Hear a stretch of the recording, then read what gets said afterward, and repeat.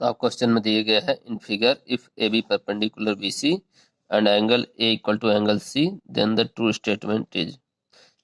Option A है A B not equal to A C, option B है A B equal to B C, option C है A B equal to A C, option D है none of these. हमको साहब ये figure दिया गया है, एक ट्रायंगल है ए बी सी जिसमें दिया गया क्वेश्चन में कि ए बी ये जो है ए बी सी पर परपेंडिकुलर है, मीन्स हमारा जो एंगल ए बी पे बनेगा वो 90 डिग्री का बनेगा।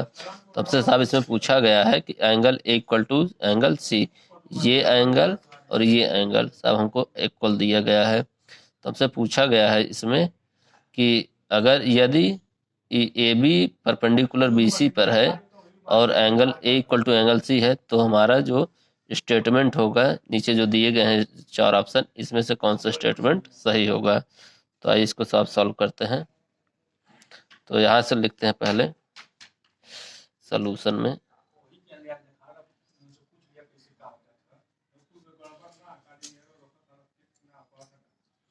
In triangle A B C में यहाँ से क्या कर सकते हैं साहब, एंगल ए इक्वल टू होगा हमारे एंगल सी के, ये दिया गया है, ब्रैकेट में लिख देते हैं गिवन। तो अगर angle A equal to angle C के, तो यहाँ से क्या कर सकते हैं, sides opposite to equal angles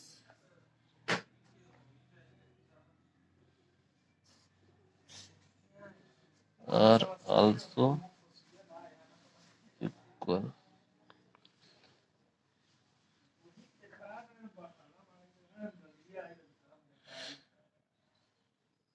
किसी यहाँ से साहब angle A equal to angle C, तो यहाँ से क्या कर सकते हैं, अगर दो अपोजिट एंगल हैं तो अगर आपस में इक्वल हैं तो उनके सामने की साइड भी इक्वल होती है।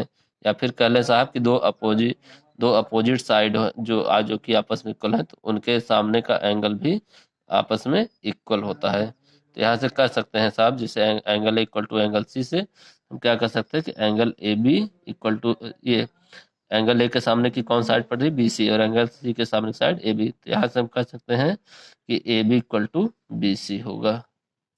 तो यहाँ से क्या दिक्कत दिया, A B equal to B सी।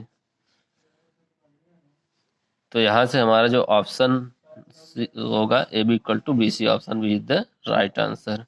यहाँ साहब हमारा ऑप्शन बी क्या होगा, करेक्ट आंसर।